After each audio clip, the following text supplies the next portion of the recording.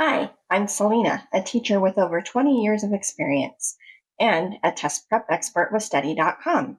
Today, we're focusing on an important part of the FTCE Biology 6 through 12 002 exam, knowledge of genetic principles, processes, and applications. We will explore how genes work, how traits are passed on, and how genetics applies to real-world situations. Let's get started and build a strong foundation for your test success. Which type of RNA is responsible for bringing amino acids to the ribosome during protein synthesis? A. DNA, B. tRNA, C. rRNA, or D. mRNA? A. DNA holds the genetic code, but it stays in the nucleus. C. rRNA, that stands for ribosomal RNA. It helps build the ribosome, but doesn't carry anything. D. mRNA, this is the messenger RNA. It brings the messages or the instructions, not the amino acids. The correct answer is B. tRNA, or transfer RNA. This is responsible for carrying amino acids to the ribosome during protein synthesis. Its function is to match each codon in the mRNA with the correct amino acid during protein synthesis.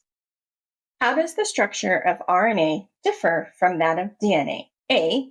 RNA contains the base guanine while DNA does not. B. RNA forms a triple helix while the DNA forms a double helix. C. RNA contains the sugar ribose while DNA contains the sugar deoxyribose. Or D. RNA is double-stranded while DNA is single-stranded. The correct answer is C. RNA and DNA differ in several ways, including the sugar they contain. RNA contains ribose, while DNA contains deoxyribose. The difference in structure has significant implications for the function of those molecules. The other options are incorrect. Both RNA and DNA contain guanine. RNA is typically single-stranded, not double-stranded, and RNA does not form a triple helix. A visual way of expressing all the possible genetic outcomes of a particular mating is called A. Pedigree, B. Chi-square, C. Dihybrid cross, or D. Punnett square. A. Pedigree shows how traits run in a family over generations. B. Chi-square, that's a math test used to check if results are expected. C. Dihybrid cross, this is a type of Punnett square that shows two traits. The correct answer is D. A Punnett square is used to visualize all the possible genetic outcomes of a particular mating. While some Punnett squares may be dihybrid crosses, they are most commonly used to determine the outcome of crossing single genes. Which of the following is an example of continuous variation in humans? A. Finger length, B. Earlobe attachment, C. Blood type, D. Eye color. B. Earlobe attachment is incorrect. This is either attached or unattached. Only two clear options. It is not continuous. C. Blood type is incorrect.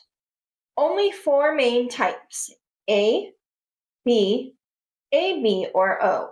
That's a small number of set categories, not continuous. D. Eye color is incorrect. Eye color seems varied, but it still falls into set categories like brown, blue, green, etc. The correct answer is A. Finger length. Continuous variation does not have distinct categories with discrete, limited possible values, such as limited blood types, limited eye colors, and earlobe attachment. Continuous variation is typically controlled by a large variety of genes rather than being connected to a single gene or allele. Thank you for working with me on some practice questions on the FTCE Biology 6 through 12 002 exam. And for even more detailed practice, strategies, and customizable study materials, head over to Study.com. Those who use Study.com boast a 92% pass rate.